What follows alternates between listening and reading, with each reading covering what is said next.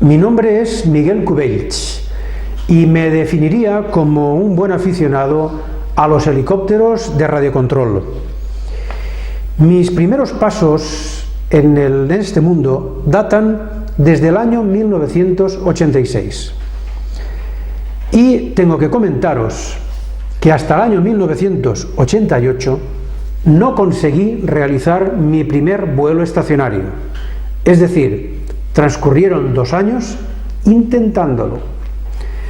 Aquello fue una época que recuerdo con mucha pasión, primero porque no decaía en mi empeño en conseguir que aquel artefacto pudiera volar. Pero la verdad que fueron 2 años de duros intentos, roturas, fracasos, pero al final valió la pena. Pasados los años,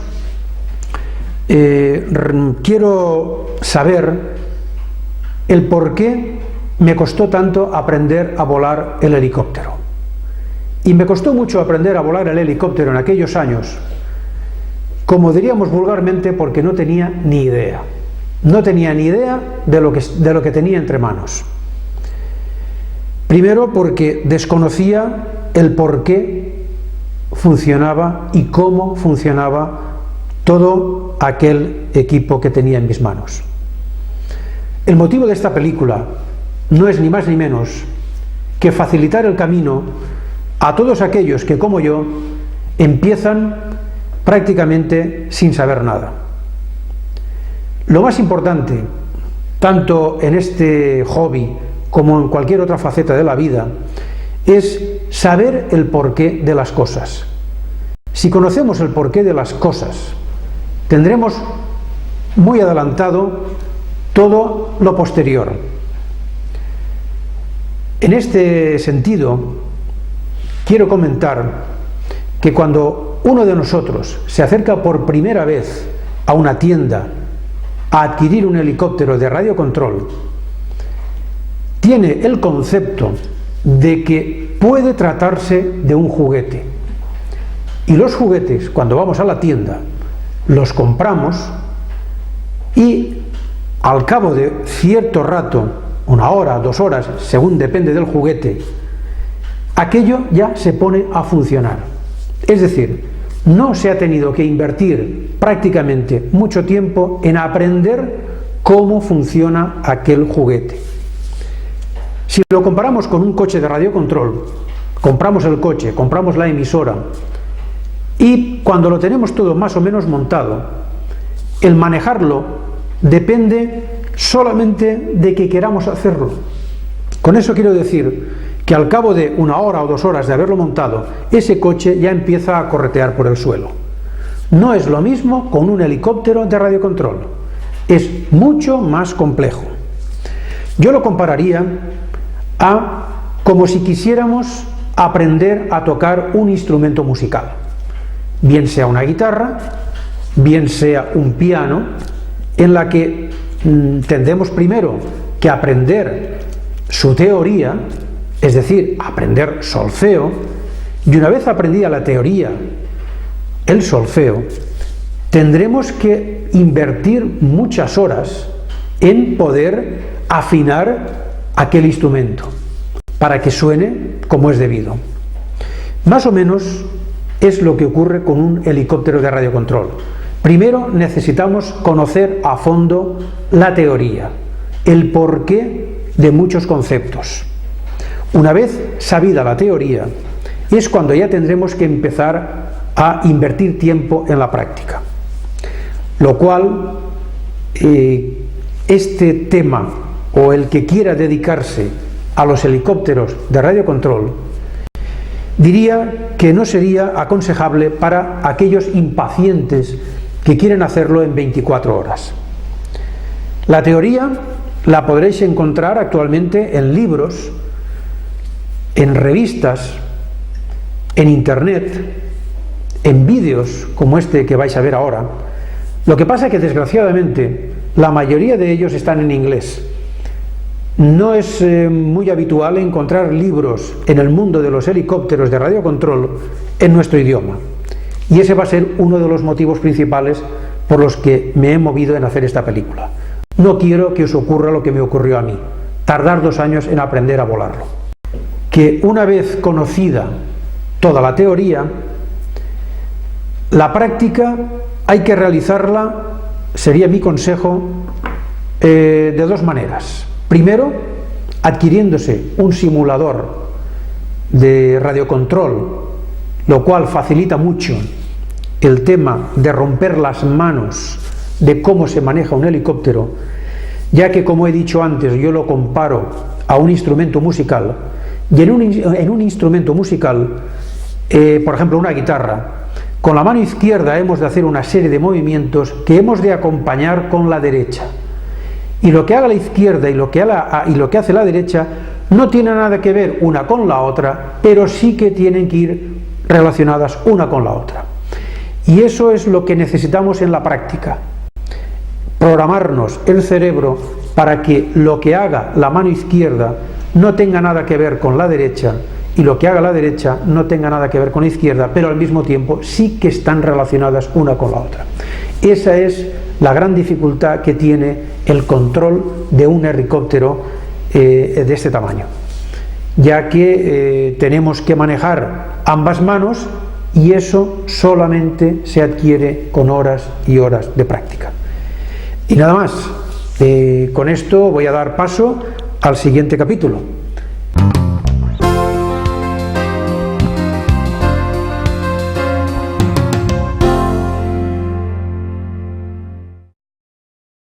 Ahora voy a hablaros un poco de física.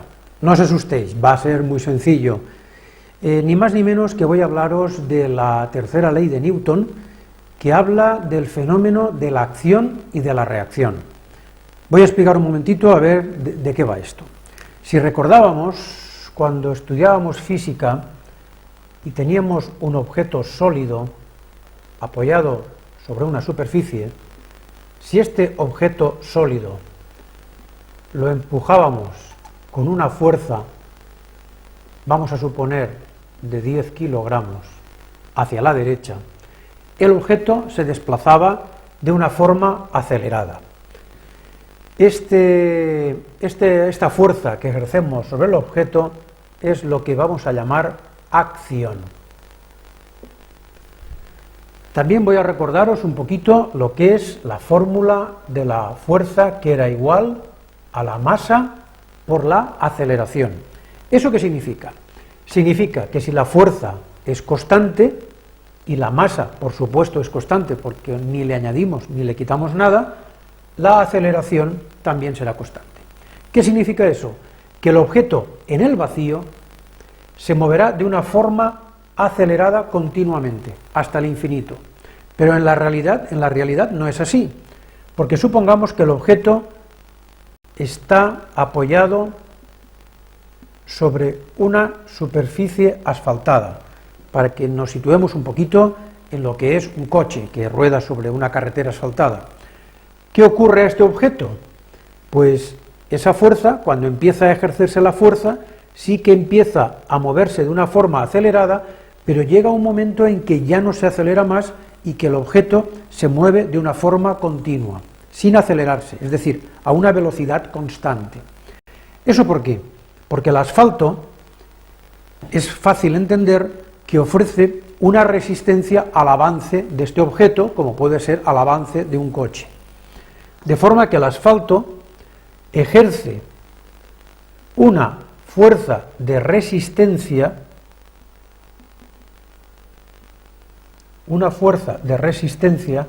a el avance del objeto.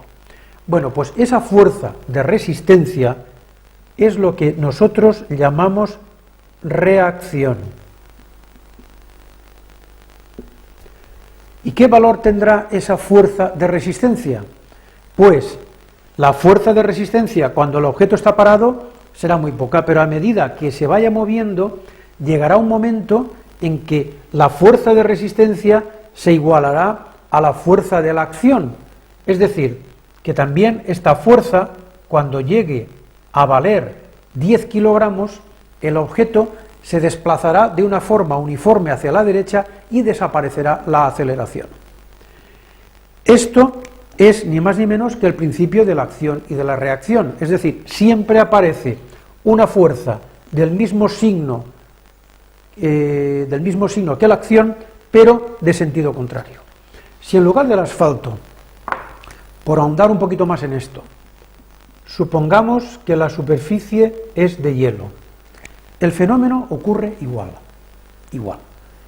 La fuerza es de 10 kilos, el objeto se desplazará hacia la derecha, pero como el hielo tiene menos fuerza de resistencia que el asfalto, la velocidad empezará a aumentar porque la aceleración será constante hasta que aparezca una resistencia producida por el hielo de 10 kilos, pero esa resistencia se produce a una mayor velocidad que cuando estábamos con la superficie de asfalto. Pero cuando aparece esa resistencia de 10 kilos, el objeto también dejará de acelerarse y se moverá de una forma uniforme. Es decir, la fuerza de la acción y de la reacción aparece sea la superficie donde se apoya el objeto, sea cual sea. Esto es un pequeño preámbulo de lo que ocurre con el helicóptero. Vamos a ver. Con un helicóptero ocurre lo siguiente.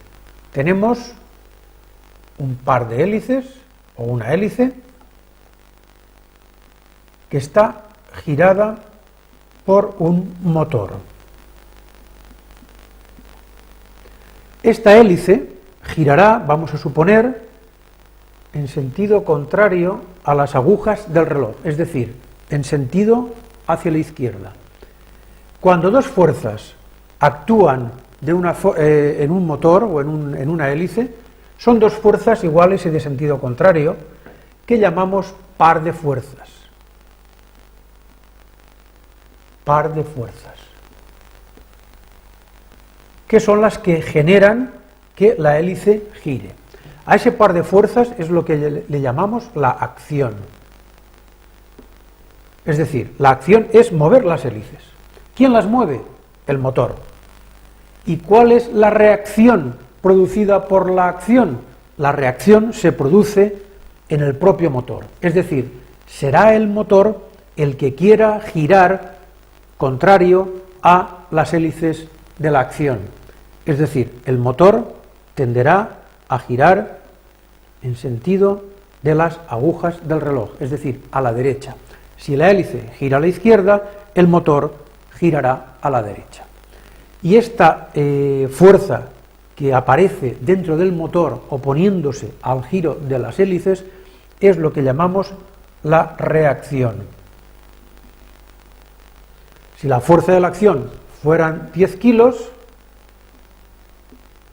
la reacción también sería de 10 kilos, hasta que el conjunto se moviera de una forma uniforme. Esto lo vamos a conocer también por torque del motor. Torque del motor. Lo mejor para ver esto es verlo en la práctica. Vosotros lo podréis hacer en vuestra casa. Simplemente tenéis que hacer el siguiente experimento. Con un pequeño taladro eléctrico, pues montáis una hélice de madera de un avión cualquiera y lo ponéis en marcha y veréis lo que ocurre. La hélice girará a la izquierda, es decir, en sentido contrario a las agujas del reloj. Es decir, el par de fuerzas hará que la hélice gire a la izquierda. ¿Dónde se producirá la reacción? En el propio motor. Y el motor intentará girar a la derecha oponiéndose al giro de la hélice hacia la izquierda. Vamos a verlo. Si yo lo pongo en marcha, la hélice está girando hacia la izquierda. Yo ya noto el pequeño tirón del motor que quiere girar a la derecha. Si nos fijamos en esta señal, yo ahora procuraré soltar el motor un poco para ver cómo gira hacia la derecha. Claro, yo lo estoy sujetando con la mano y el motor no gira, pero si yo lo suelto un momentito, ¿veis? Así, pues el motor, pasa que bueno, el par es muy débil y el motor reacciona muy débil. Esto en el helicóptero, tanto de radiocontrol como real, es muchísimo más fuerte. En definitiva, el motor quiere girar en sentido contrario a la hélice. Y todos los helicópteros, como están suspendidos en el aire y el motor está acoplado al fuselaje de todo el helicóptero, es por lo que sabemos y observaremos que todos los helicópteros tienen una pequeña hélice desplazada a una cierta distancia del eje de giro, para precisamente compensar el torque del motor, es decir, para hacer desaparecer esta reacción, o que esta reacción aparezca de forma que la hélice pequeña intente compensar el par de fuerzas que genera la acción. Y de esa forma, poniendo una hélice a cierta distancia del eje de giro, es por lo que evitaremos que el helicóptero gire sobre sí mismo.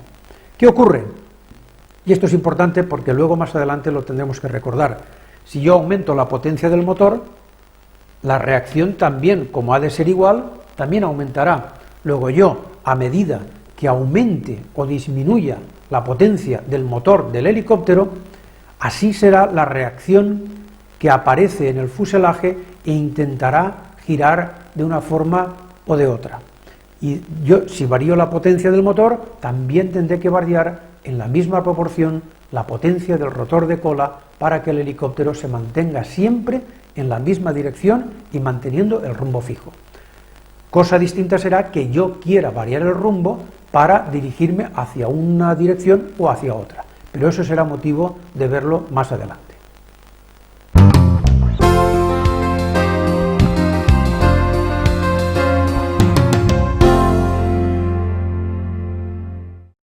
Bueno, pues aquí tenemos un helicóptero de radiocontrol, concretamente este es el modelo Raptor, y vamos a ver de qué parte se compone principalmente. Para ello, lo primero que voy a hacer va a ser desmontar la cabina que lo decora. Esta cabina se saca por simple presión. Entonces, accedemos a ver un poco más detalladamente de qué partes principales se compone el helicóptero. El helicóptero fundamentalmente tiene una parte central, que es la que llamamos el chasis, y en el chasis está ubicado el motor, su depósito de combustible, toda la parte eléctrica, con el receptor de radio, la batería, los servos, el giróscopo, todo esto lo iremos viendo más detalladamente. Lo que ahora quiero decir hincapié es que la parte central es lo que llamamos el chasis del helicóptero. Este chasis está sujeto por la parte inferior por lo que llamamos el tren de aterrizaje. Como hemos visto, a su parte izquierda es donde sujetamos la cabina, que aparte de servirnos de orientación de en qué posición se encuentra a cada momento el helicóptero, nos sirve también de una forma aerodinámica para que no ofrezca resistencia al aire en su avance hacia adelante. La vamos a quitar para verlo mucho mejor. Después, como hemos comentado en el capítulo anterior, por el fenómeno de la acción y de la reacción, a cierta distancia de la parte central del chasis tenemos lo que llamamos el rotor de cola. El rotor de cola, que no es ni más ni menos que el encargado de compensar lo que habíamos visto del torque del motor. Y como podemos comprobar, está unido mecánicamente a el rotor principal. Entonces, como habíamos comentado también que este rotor tenía que estar a cierta distancia de la parte central, es por lo que necesitamos prolongar esa transmisión a una cierta distancia dependiendo de cada modelo de helicóptero, y esto es lo que llamamos la cola del helicóptero. Pero de esta parte central o chasis central sale el eje principal que nace de la propia mecánica del helicóptero. Y de este eje principal es donde se sujeta lo que yo considero la parte fundamental del helicóptero, que es el rotor principal. El rotor principal que da soporte a las palas principales y a todas las articulaciones que actúan sobre el rotor principal. De este rotor principal, la característica más peculiar de un helicóptero, que es lo que lo diferencia de cualquier otra aeronave, es que las alas, a diferencia por ejemplo de un avión que las alas están quietas, aquí las alas son giratorias. las alas son giratorias y se mueven en el seno del aire. Para poder empezar a entender un poco lo que ocurre con el helicóptero moviéndose en su medio, que es ni más ni menos que el aire, es fundamental comprender cuál es la interacción que existe entre la pala y el aire. Y para ello tenemos que entender un poco lo que ocurre con la presión atmosférica, que hemos oído hablar muchas veces de la presión atmosférica, pero yo también en esta ocasión me voy a permitir el lujo de hacer un pequeño experimento con la presión atmosférica. Voy a retirar el helicóptero aquí, así, y vamos a ver lo que ocurre con la presión atmosférica. Yo aquí tengo un pequeño vaso que lo he puesto con combustible de color rojizo, no sé si se apreciará muy bien en la cámara, pero vamos a ver qué ocurre con la presión atmosférica. Si yo quiero que este líquido suba hacia arriba, ¿qué tengo que hacer? Puedo hacer muchas cosas, pero una de ellas es, con una simple jeringuilla, yo absorbo el líquido con la jeringuilla hacia arriba. Y yo tengo aquí la jeringuilla llena de líquido. El líquido, como veis, la jeringuilla por la parte de abajo tiene un agujero. El líquido no cae. ¿Por qué no cae el líquido en la jeringuilla? Porque simple y llanamente está actuando sobre el líquido la presión atmosférica. Y lo vamos a ver con más detalle. Lo que acabamos de ver con la presión atmosférica, vamos a verlo con más detalle aquí en la pizarra. Yo lo que acabo de hacer es lo siguiente. Tenemos un recipiente con un líquido. Un líquido que era rojo. A este líquido yo le he puesto la jeringuilla, que vamos a dibujarla aquí dentro, y la jeringuilla con su émbolo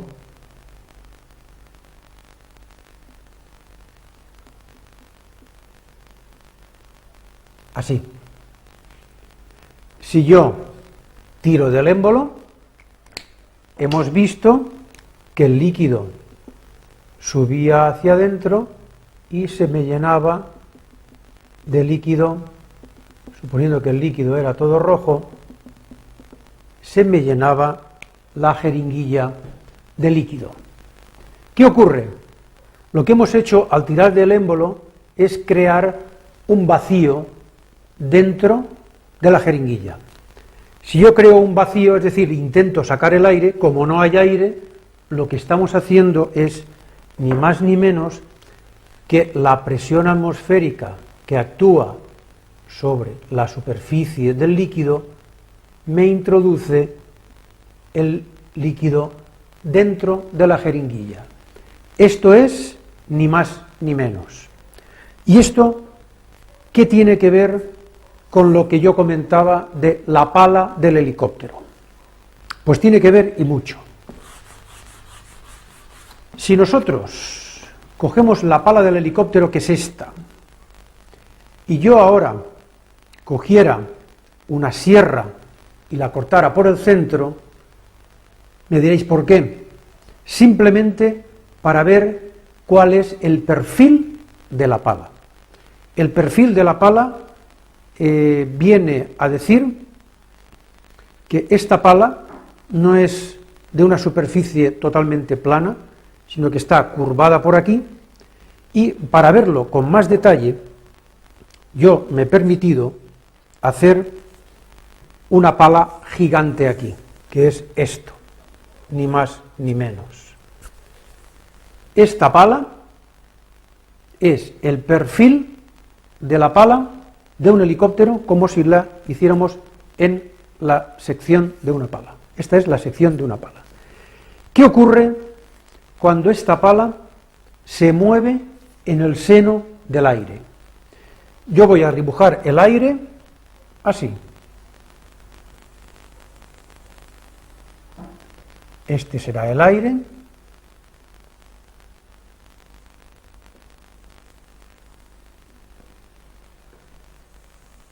Lo voy a dibujar de esta forma. El aire, la pala se mueve en este sentido, luego el aire va en ese sentido.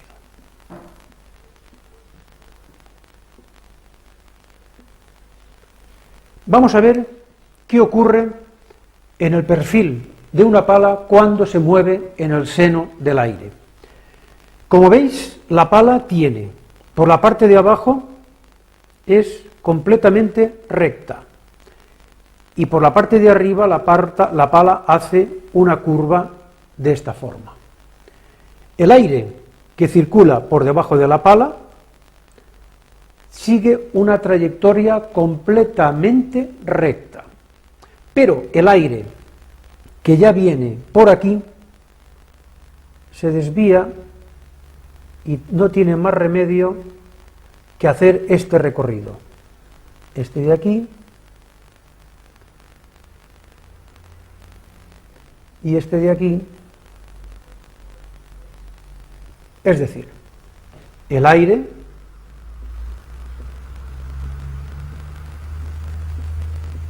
va a tener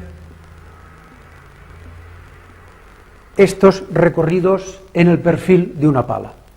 Por la parte de abajo de la pala, llamada intrados, el aire va completamente recto, y por la parte de arriba sigue esta curva siguiendo el perfil de la pala.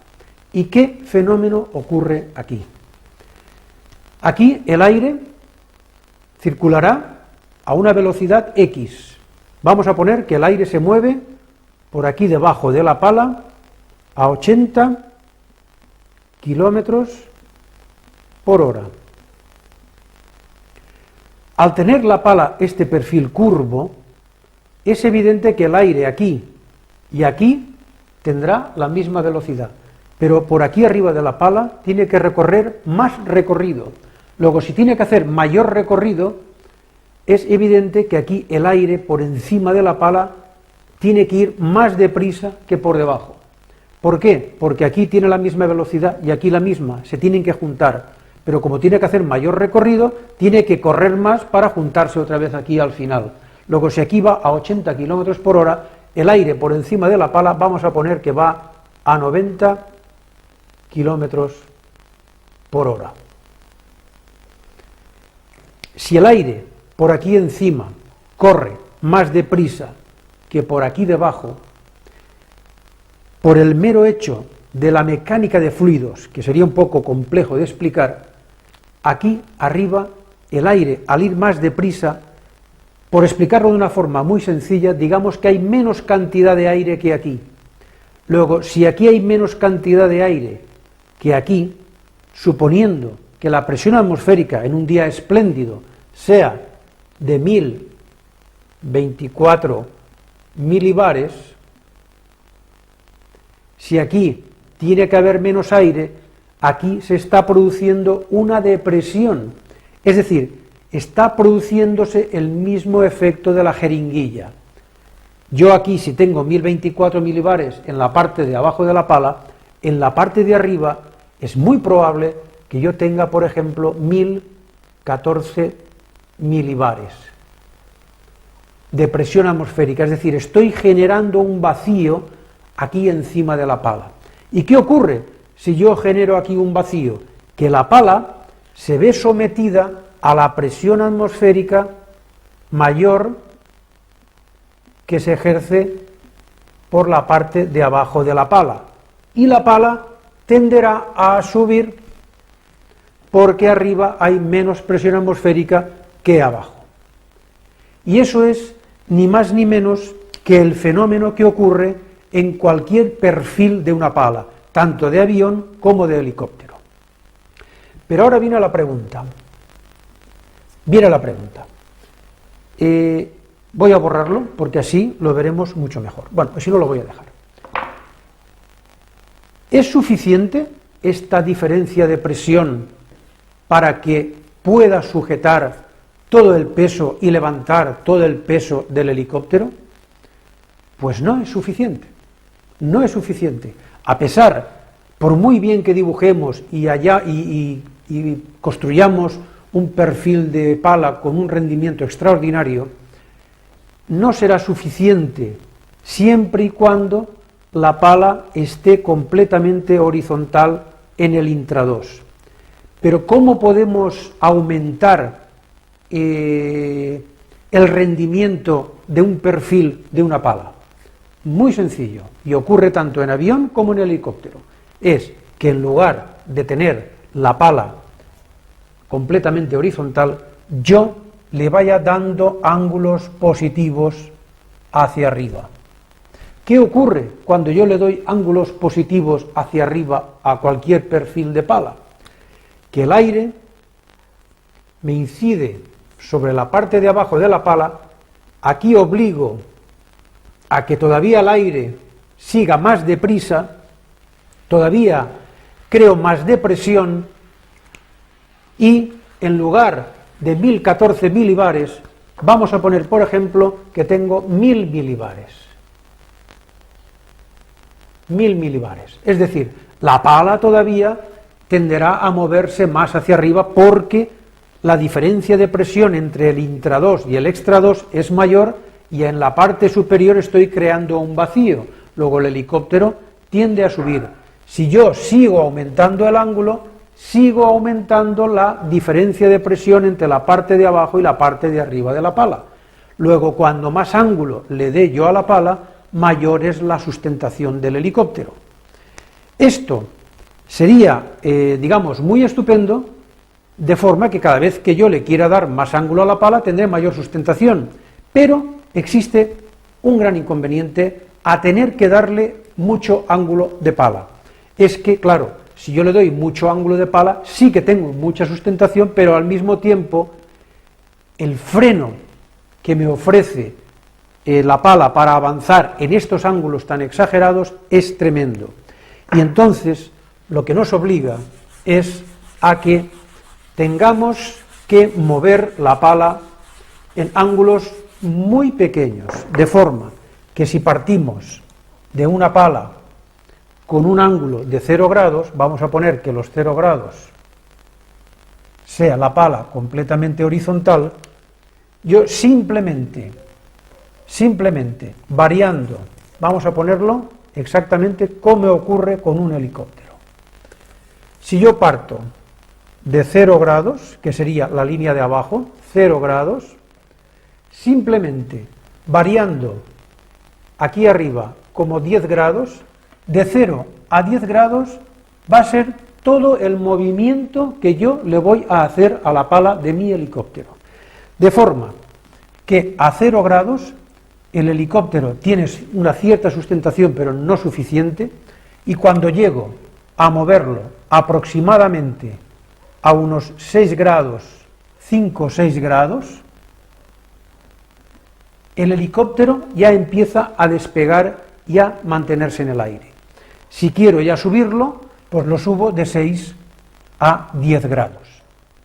De 6 a 10 grados es tal la sustentación que se genera en el perfil de la pala que el helicóptero tiende a subir. Cuando ya he decidido no subir ya más, pues yo la pala la vuelvo a bajar. Y este es todo el fenómeno que ocurre en el perfil de la pala. Entonces, como resumen, diríamos que lo importante del helicóptero es la pala, y la pala es la que se encarga de suspender el helicóptero en el aire gracias a la presión atmosférica que empuja el helicóptero hacia arriba, o por lo menos lo mantiene en el aire equilibrando el peso del mismo. Y ya para terminar, quiero comentaros lo siguiente. ¿Qué ocurre cuando un helicóptero, no va a ser el caso nuestro, porque nosotros evidentemente estamos empezando a volar un helicóptero, Pero puede ocurrir, y ocurrirá, y ojalá sea así, que más adelante vosotros queráis hacer acrobacia y el helicóptero lo queráis poner en invertido, es decir, boca abajo, que habréis visto ya pues mucha gente que lo vuela en invertido. ¿Qué ocurre? Si yo tengo la pala así, hemos visto cuál es el fenómeno que ocurre, pero si yo lo vuelo en invertido, lo que hago es hacerlo así, y entonces no tendría la suficiente sustentación para el helicóptero poderlo volar en invertido. Y es por lo que en muchos casos nos encontramos con perfiles totalmente simétricos. Este es un perfil simétrico y el que hemos visto anteriormente es un perfil asimétrico. El perfil simétrico, me diréis, bueno, ¿y aquí cómo ocurre el fenómeno de la presión atmosférica? Como hemos visto que el rendimiento de una pala, aparte del dibujo de su perfil, el rendimiento de una pala y la fuerza de sustentación está generada fundamentalmente por su ángulo de ataque. Entonces, para aquellos helicópteros que ya tengan o ya pretendan hacer vuelos acrobáticos, en lugar de un perfil semisimétrico, como era el anterior, usan un perfil simétrico para volar, de forma que el helicóptero en cualquier posición siempre se encontrará con perfil aerodinámico variándole el ángulo de la pala. Eso no quiere decir que nosotros como principiantes no podamos usar palas de perfil simétrico. Lo que pasa es que el ajuste que hagamos de ángulos de pala en un perfil asimétrico será diferente al ajuste de ángulo de ataque de la pala para un perfil simétrico.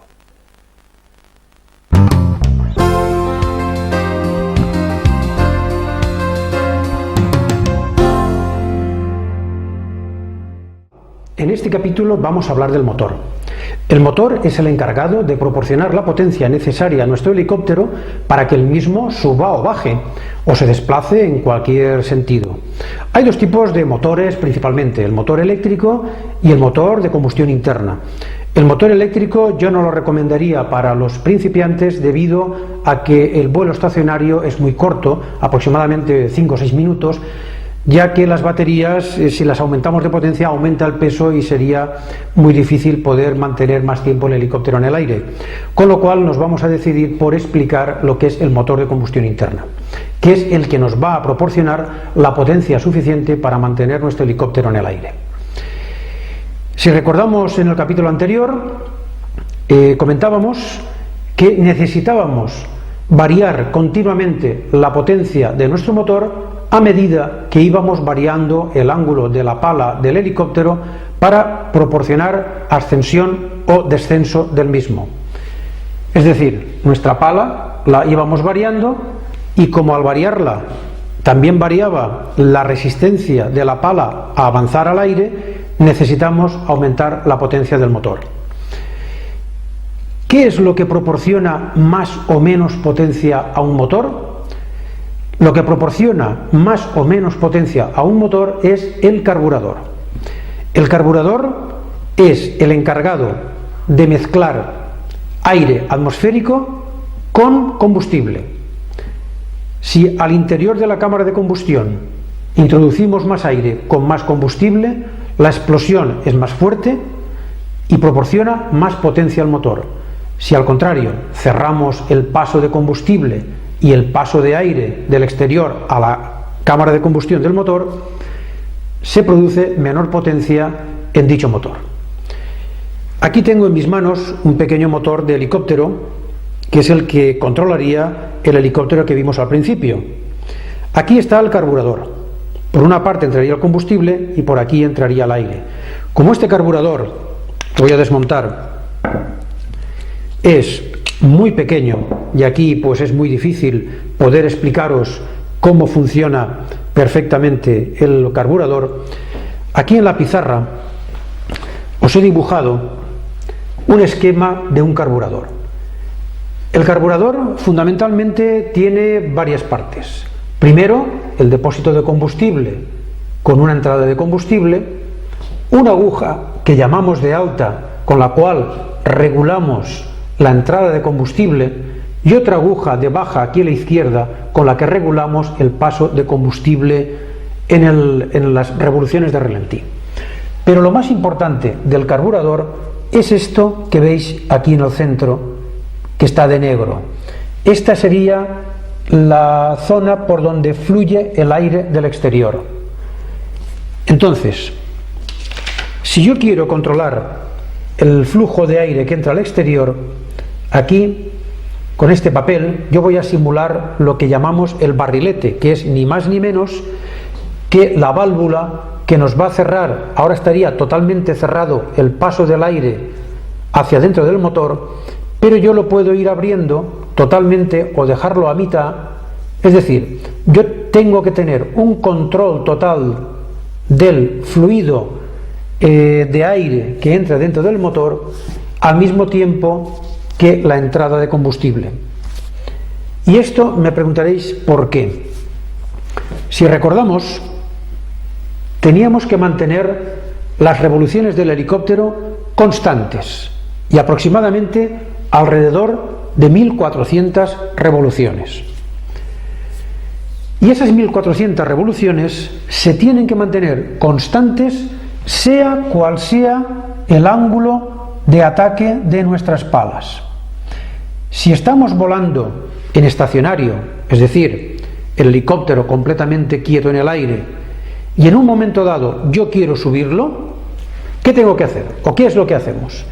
Aumentamos el ángulo de ataque de la pala. Al aumentar el ángulo de ataque de la pala, me está produciendo mayor resistencia al avance porque el ángulo es mayor, con lo cual la pala intentaría frenarse. Para que no se frene y poder seguir manteniendo las mismas 1400 revoluciones por minuto, no tengo más remedio que aumentar la potencia del motor abriendo la entrada de aire y de combustible hacia el interior de la cámara. Si yo estoy en ese momento subiendo el helicóptero con un ángulo mayor de los 6 grados, 5 grados y medio de estacionario, ¿qué hago en ese momento? Bajo el ángulo de la pala.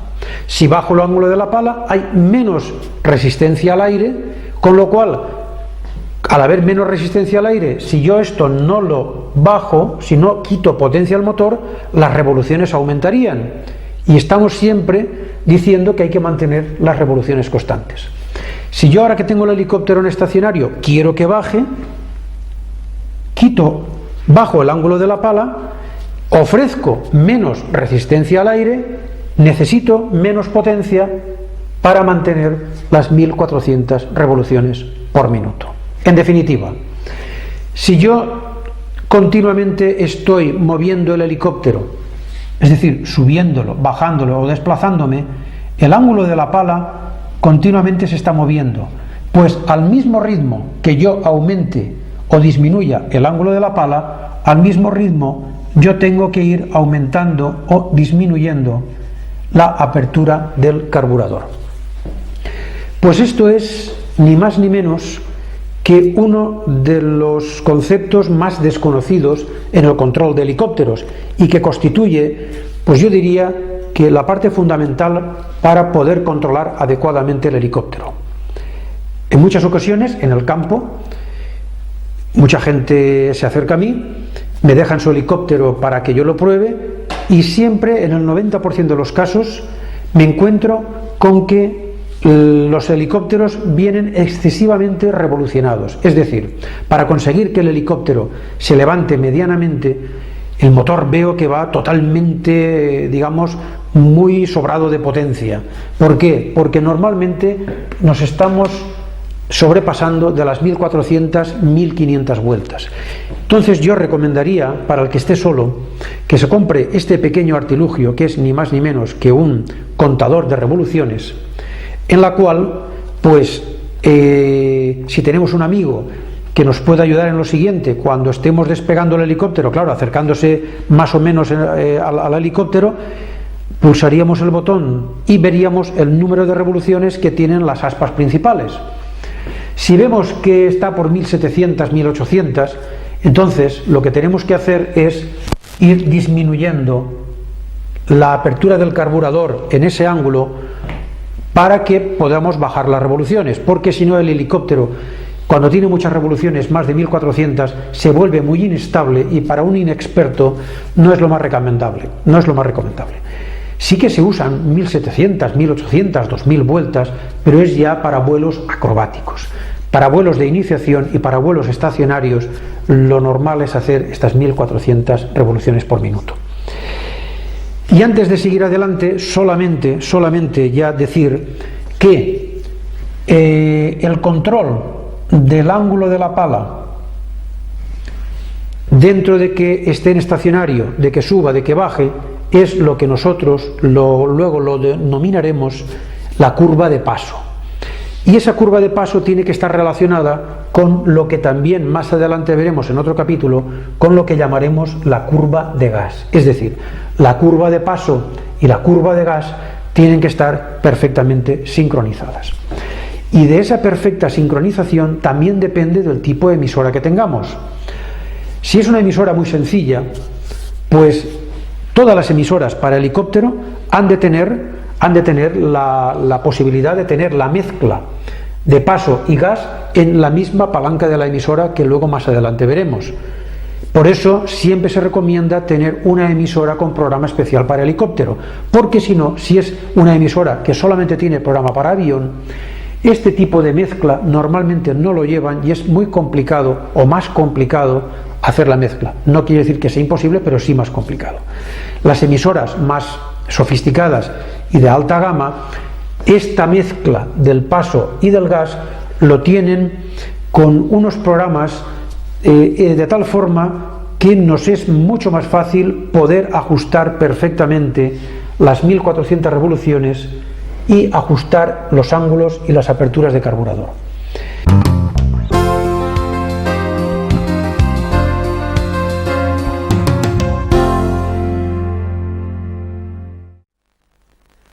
Una de las preguntas que nos formulamos muchas veces, o podemos formularnos al principio, es cómo un helicóptero con tan solo el rotor principal y el rotor de cola consigue moverse en todos los sentidos en el aire.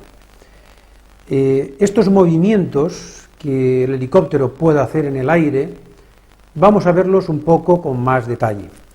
Por todo lo que acabamos de ver, entendemos perfectamente el movimiento del helicóptero cuando sube y cuando baja, es decir, sería este movimiento.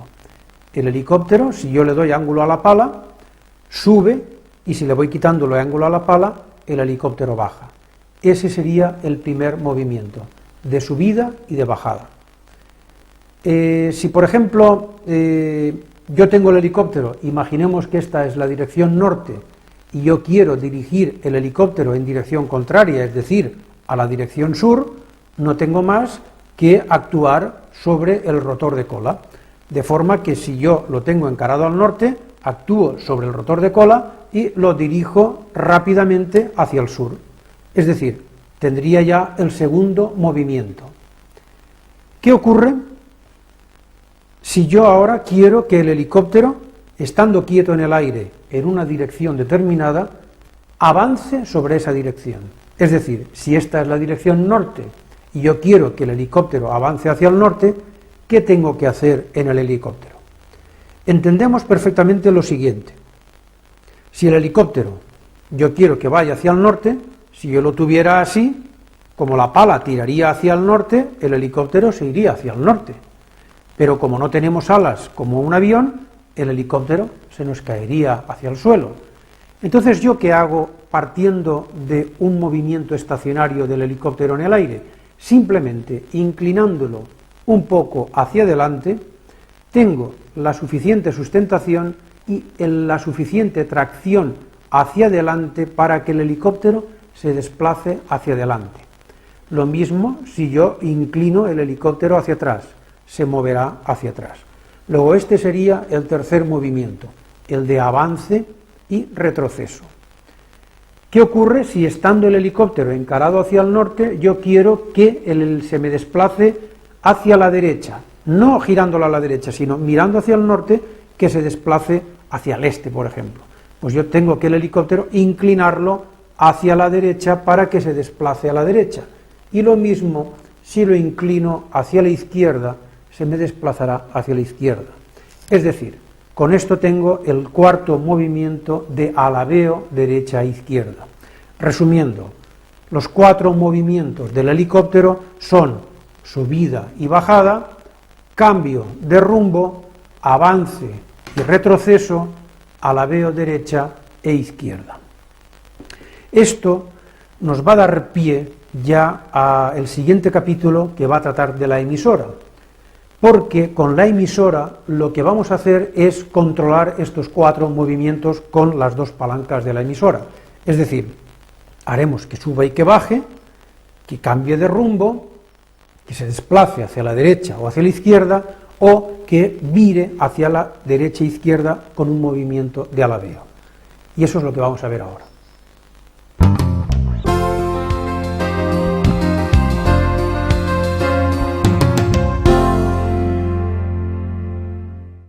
La emisora es la encargada de realizar los 4 movimientos del helicóptero. Y por eso, si hablamos de 4 movimientos y tenemos 2 manos, 2 más 2 igual a 4. ¿Eso qué quiere decir? Que 2 movimientos los haremos con la mano derecha y 2 movimientos los haremos con la mano izquierda.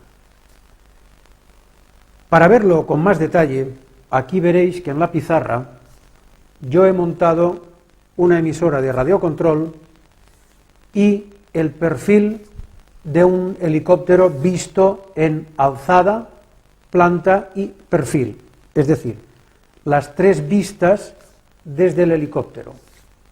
Visto así, vamos a analizar un poco cómo se realizan todos estos movimientos.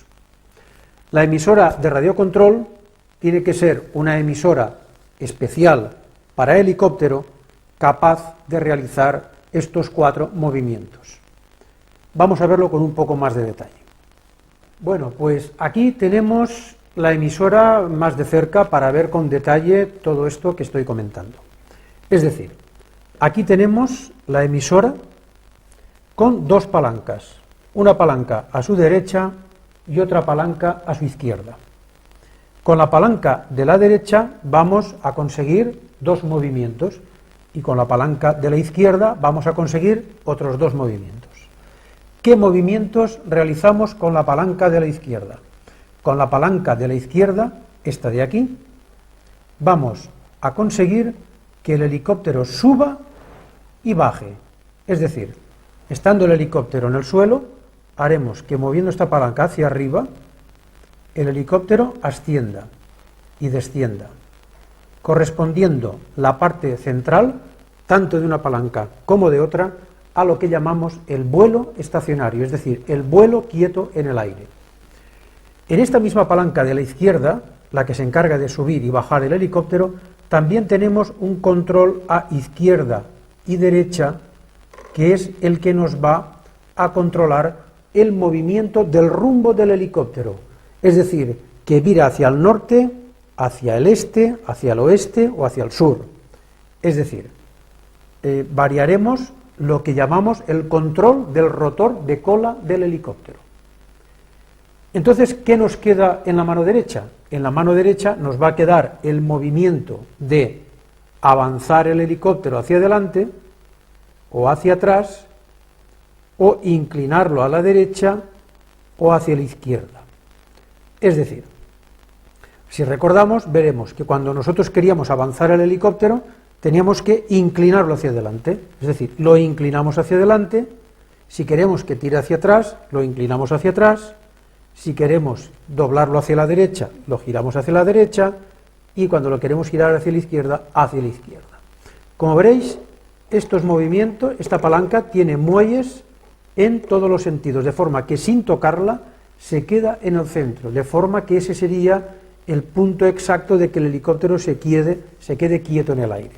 En esta palanca de aquí, como tenemos que arrancar el motor en ralentí, la palanca tiene que estar fija abajo y esta no tiene muelle en el movimiento de arriba y abajo, ya que lo tenemos que arrancar en ralentí.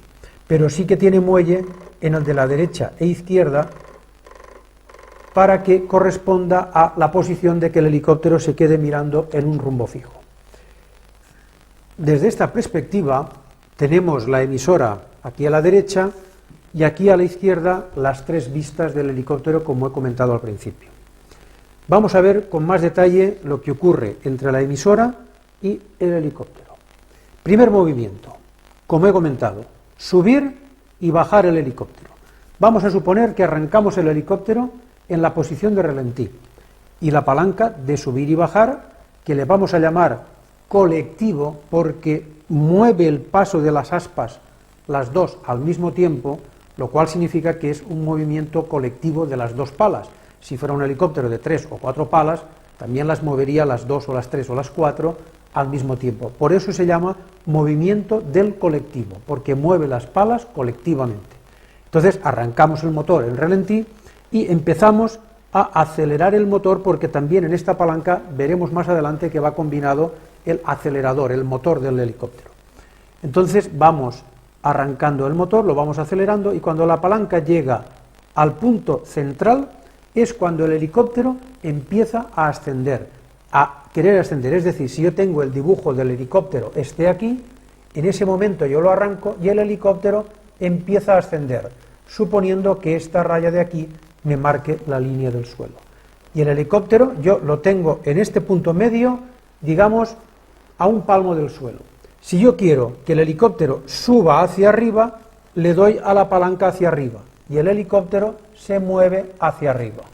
Cuando ya el helicóptero siga ascendiendo y yo quiero que vuelva a una posición de estacionario, esta palanca la pongo otra vez al centro y el helicóptero deja de ascender y se quedará en una posición de estacionario. Ese sería el primer movimiento que yo he realizado con la palanca de la izquierda de la emisora. Ahora supongamos que con la misma palanca yo estoy mirando hacia el norte, pero quiero, desde esta vista que tengo del helicóptero visto desde arriba, yo quiero virarlo hacia el este. Entonces, si quiero virarlo hacia el este, significa que la palanca esta, yo tengo que mirar el morro del helicóptero como si yo fuera estando sentado dentro de él. Yo quiero girar hacia la derecha, luego yo la palanca la giro hacia la derecha. Si la giro hacia la derecha, el helicóptero me girará hacia la derecha. Si yo la palanca la giro hacia la izquierda, el helicóptero me girará hacia la izquierda. Cuando ya tengo, mientras yo esté con la palanca así, el helicóptero irá girando, de forma que yo lo puedo poner en sentido contrario. Si yo todo el rato mantengo la palanca así, de forma que cuando yo quiera volver el helicóptero en la misma posición, yo dejaré de actuar la palanca. Y entonces es cuando el helicóptero se quedará quieto en esa posición. Luego ya tenemos los dos movimientos que controlamos con la mano izquierda: subir y bajar el helicóptero, subir y bajar el helicóptero. Ahora, si yo lo quiero aterrizar, bajaré la palanca hacia abajo y el helicóptero me bajará hacia el suelo. Repito, si yo quiero girar a derecha e izquierda, con la palanca de la izquierda, derecha e izquierda. Luego me quedan los otros dos movimientos en la palanca de la derecha de la emisora. Yo ahora quiero inclinar el helicóptero hacia adelante para que el helicóptero avance hacia adelante. Es decir, si yo inclino la palanca hacia adelante, así, el morro del helicóptero yo lo inclino así, y entonces el helicóptero avanzará hacia adelante. Cuando yo quiero que el helicóptero tire hacia atrás, lo que hago es darle a la palanca en este sentido hacia atrás, el helicóptero lo inclino en este sentido y el helicóptero va hacia atrás. Cuando quiero estabilizar ese movimiento, suelto la palanca, la dejo en el centro y el helicóptero se estabiliza en esa posición. Luego me queda el cuarto movimiento, que es alabeo derecha e izquierda, de forma que si yo observo este dibujo que es visto el helicóptero desde atrás, Cuando yo quiero que el helicóptero me gire hacia la derecha, la palanca esta la inclino hacia la derecha, el helicóptero se inclina hacia la derecha y me virará hacia la derecha. Cuando ya, eso estando la palanca así, cuando la palanca la dejo suelta, el helicóptero se estabiliza, se queda horizontal y deja de moverse a la derecha. Cuando yo quiero girar el helicóptero otra vez hacia la izquierda, inclino la palanca hacia la izquierda, inclino el helicóptero hacia la izquierda, se mueve hacia la izquierda y cuando dejo de actuar la palanca, el helicóptero se pone horizontal y se queda en la posición que lo he dejado. Es decir, resumiendo, los 4 movimientos del helicóptero los tengo en la emisora distribuidos con las 2 manos. Mano izquierda, colectivo, subida y bajada, y control del rumbo del helicóptero. Con la mano derecha tengo el avance y el retroceso del helicóptero y también la inclinación hacia la derecha y hacia la izquierda. En resumen, lo que tengo es perfectamente controlado los 4 movimientos necesarios para controlar cualquier movimiento del helicóptero en el espacio aéreo. Y ahora vamos a ver cómo yo consigo esos movimientos en el helicóptero. Para eso hemos visto así a grandes rasgos lo que es la emisora de radiocontrol y la parte fundamental que son las 2 palancas. Pero evidentemente por aquí por la antena sale la onda de radio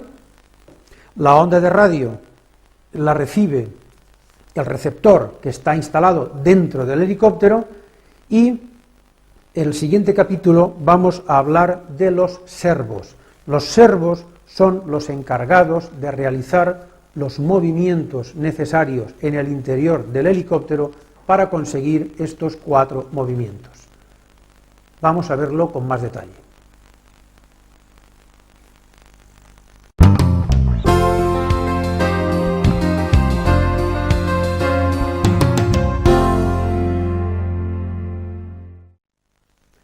Ahora vamos a hablar de los servos. Si antes habíamos comentado que los 4 movimientos del helicóptero se tienen que realizar en el interior del helicóptero, es evidente que alguien los tendrá que hacer. Esos elementos que se encargan de realizar los 4 movimientos del helicóptero son los servos. Servos viene de la abreviatura empleada en mecánica de servomecanismo, pero por no emplear la palabra tan larga de servomecanismo, lo abreviamos diciendo simplemente la palabra servo. ¿Y qué es un servo? Servo es algo que significa comandar algo a distancia. Y en el helicóptero son estas pequeñas piezas que vemos aquí. Aquí, pues bueno, es una pequeña caja. En el interior hay una parte electrónica que recibe una señal y hace mover esta esfera de aquí, que es la que se encarga de hacer el movimiento correspondiente al helicóptero. Pero vamos a entrar en más detalle de lo que es un servo. Si comentábamos que hay 4 movimientos a realizar en el helicóptero, ¿cuántos servos nos harán falta?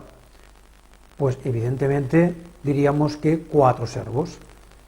Y esos son los servos que necesitamos para hacer los 4 movimientos del helicóptero. Yo aquí en la pizarra, más que una pizarra, he hecho un pequeño montaje en que vemos aquí a la derecha, como antes, la emisora, y aquí vemos los servos montados con una flecha de cartón para ver los movimientos que van a realizar cada uno de ellos. Si contamos los servos, veremos que he puesto 1, 2, 3, 4 y 5. 5 servos. Es decir, si hay 4 movimientos a realizar, ¿cómo es que tenemos 5 servos? Todo helicóptero, para poder realizar correctamente su control, necesita de 5 servos. Por lo tanto, la emisora ha de ser, como mínimo, de 5 canales. Más adelante, y ahora dentro de un momento, explicaré los detalles del por qué se necesitan 5 servos. Pero bueno, estos servos llevan unos cables que se unen a esta parte de aquí que es lo que llamamos el receptor. El receptor, que es un elemento que a través de una antena recibe la señal de la emisora, que tenemos la antena desplegada, recibe la señal por el receptor, esa señal es decodificada según el canal de que se trate para realizar movimientos independientes en cada uno de los servos. Además, incluimos lo que llamamos la batería del receptor. La batería del receptor, que es la que alimenta de corriente tanto al receptor como a los 5 servos. Entonces, vamos a ponerlo en marcha y iré explicando poco a poco lo que ocurre con estos 5 servos. Cuando tengamos que poner en marcha una emisora, lo primero es conectar el emisor, es decir, conectamos la emisora. Ahora en este momento ya está emitiendo señal al espacio y a través de un interruptor conectamos el receptor. Ahora ya tienen corriente los 5 servos. Y vamos a ver cómo se mueven estos 5 servos con respecto a las 2 palancas que habíamos visto en el capítulo anterior. Si recordamos, yo con la palanca de la izquierda tenía el movimiento de subir y bajar el helicóptero. Pues vamos a ver cómo se mueven los servos y qué servo es el que se mueve. Fijaros, si yo muevo la palanca hacia abajo, se me mueven 3 servos. Si tiro la palanca hacia arriba, se mueven 3 servos. Es decir, con este solo movimiento, ya movemos 3 servos. Luego iré entrando en detalle de todo esto.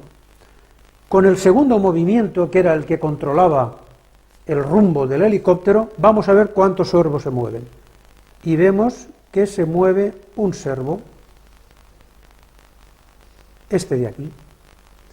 Luego, para el segundo movimiento necesitamos un solo servo. Vamos a ver para el tercer movimiento. El tercer movimiento era inclinar el helicóptero hacia adelante para que el helicóptero avanzara hacia adelante, que era este movimiento. Para este movimiento también se nos mueve un solo servo. Y nos faltaba el cuarto movimiento, que era alabeo derecha e izquierda.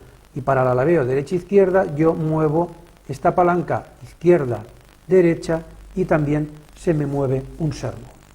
Es decir, resumiendo, estos 3 servos se mueven en lo que llamamos movimiento de subida y de bajada.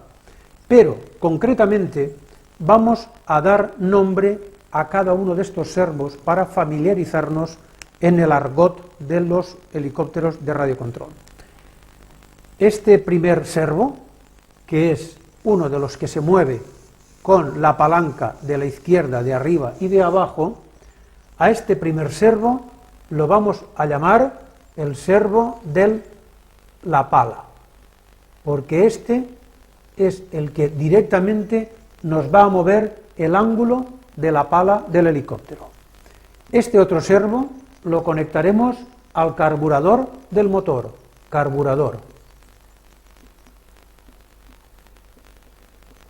al carburador. Este otro servo lo vamos a conectar a la cola. Este otro servo lo vamos a conectar a lo que llamamos avance. Y este otro servo lo vamos a conectar al alabeo. Es decir, nosotros en cada uno de los helicópteros, como hay muchas marcas en el mercado, tendremos que, según la construcción y la mecánica de cada helicóptero, el servo que mueve el ángulo de la pala lo vamos a tener que conectar a un canal. Cada uno de estos 5 servos se conectan a uno de los canales del receptor. Normalmente el de la pala se conecta al canal 6. El carburador se conecta al canal 3. La cola, es decir, el rotor de cola, el que controla la cola, se conecta al canal 4. El avance se conecta al canal 1 y el alabeo se conecta al canal 2. Entonces, si nosotros queremos variar el ángulo de la pala, lo hacemos con esta palanca y variamos el ángulo de la pala. Pero ¿por qué al mover el ángulo de la pala también se nos mueve el servo del carburador? Si recordábamos cuando hablábamos del motor, sabemos que si yo a la pala le doy más ángulo para que el helicóptero ascienda, se produce más resistencia al aire. Entonces yo tendría que darle más potencia al motor.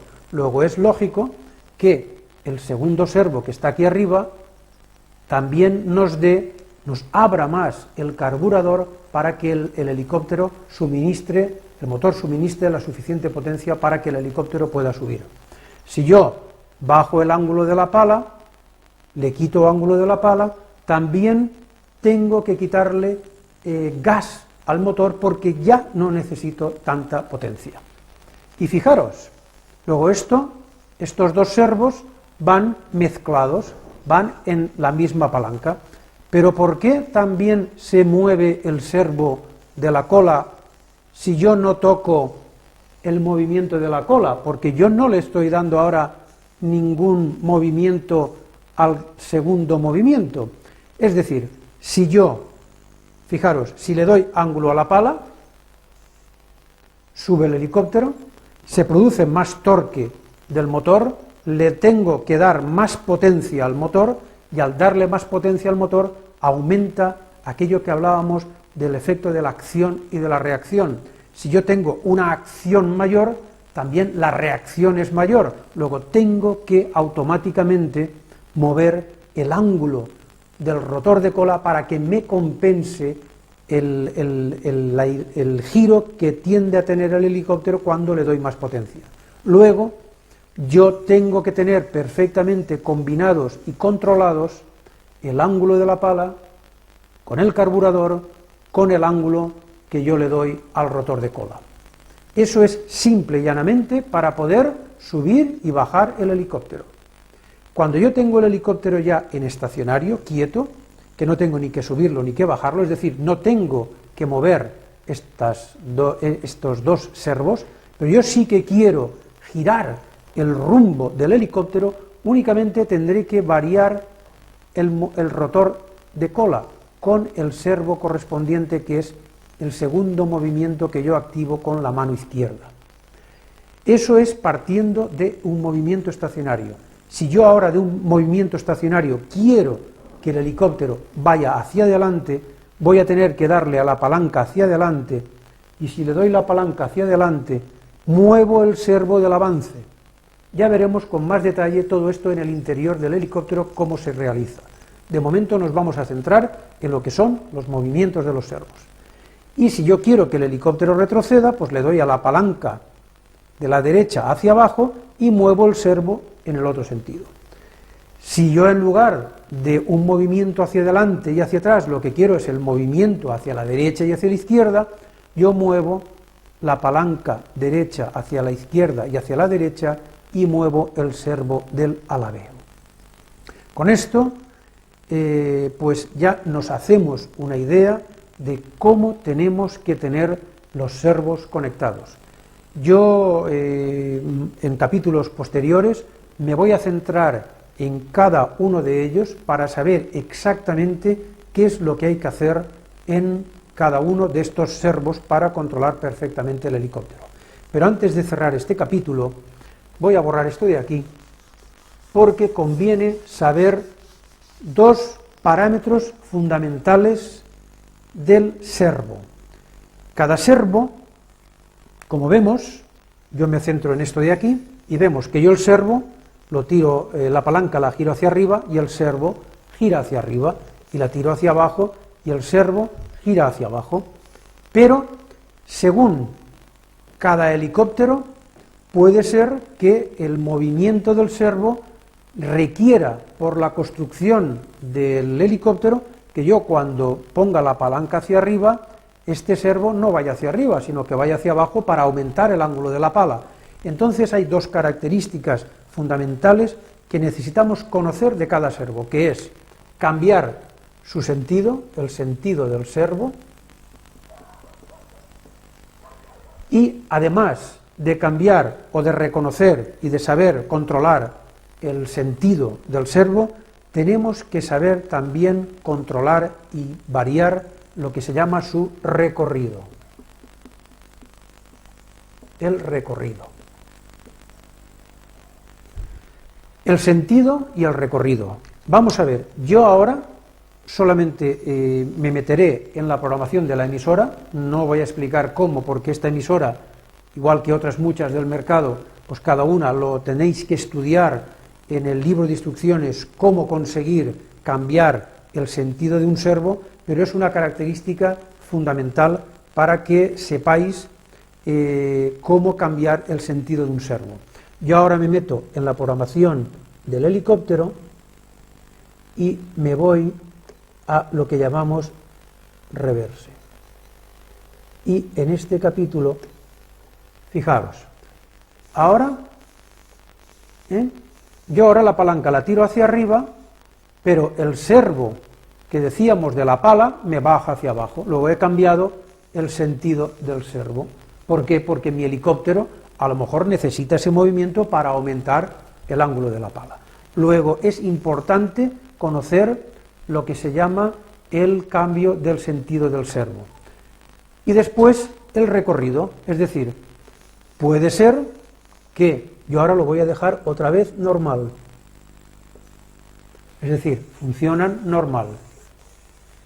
Pero a lo mejor necesito, y lo más probable y lo más seguro es que así sea, es que en todo este recorrido yo tengo que cambiar el recorrido del servo. ¿Por qué? Porque a lo mejor yo aquí, una vez montado todo el helicóptero y el ángulo, me está dando pues arriba del todo lo que, recordáis, esto era la pala. Si esta es la pala, yo necesitaba que la pala se moviera desde 4 grados negativos a más 8 positivos. Luego yo necesitaré que con este recorrido pueda ajustar arriba 8 y abajo 4 negativos, o 2 negativos, o 1 negativo.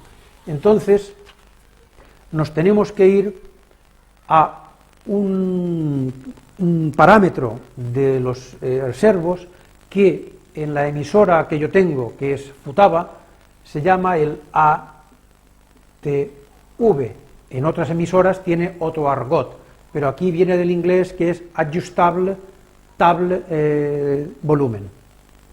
Adjustable Travel Volumen, que significa ajuste del recorrido del servo. Entonces, si yo me voy al ajuste del recorrido del servo, voy buscando el ATV y veremos cómo yo cambio todo el recorrido del servo. Por ejemplo, pues aquí lo vamos a poner muy exagerado para que veáis que la palanca, el servo se va a mover muy poquito ahora con el mismo movimiento de palanca. Vale, fijaros. Antes se movía igual que este, y ahora yo consigo, variando el recorrido del servo, que con el mismo movimiento de la palanca, consigo que este servo se mueva menos que este. Luego yo he variado su recorrido. En definitiva, tenemos que conocer de nuestra emisora, tendremos que leernos pues detalladamente el manual de instrucciones de nuestra emisora y buscar cómo cambiar el sentido del servo y cómo variar el recorrido del servo. Para finalizar, simplemente ya, y por ir acostumbrándonos un poco al argot que se emplea en los helicópteros, como todas las emisoras vienen programadas en varios idiomas y desgraciadamente pues no vienen en el nuestro, voy a decir lo siguiente. Lo que yo decía que aquí era el paso, que es el servo que controla el paso, lo vamos a llamar, o se le llama concretamente el pitch, que en inglés se escribe así, pitch, que significa paso en inglés, paso de una hélice. Para abreviarlo, las emisoras emplean la letra P para definir lo que es el servo o el canal que controla el servo del paso. Puede ser P, puede ser Pi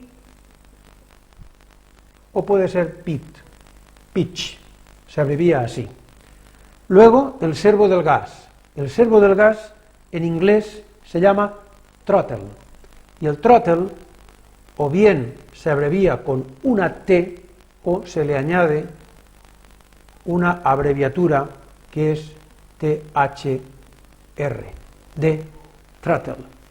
Luego tenemos el servo que controlaba el rotor de cola. Rotor de cola, por definirlo ya para posteriores capítulos, es lo que se llama el timón. Variamos el rumbo, timón. Timón en inglés es rudder. Y también se emplea la letra R para definir el timón de cola, o bien se emplea la palabra rud, de rudder, cola.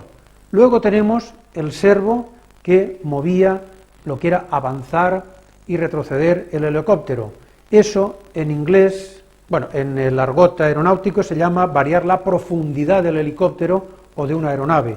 Profundidad en inglés es elevator. Y también se emplea la letra E o alguna mezcla de elevator que es L.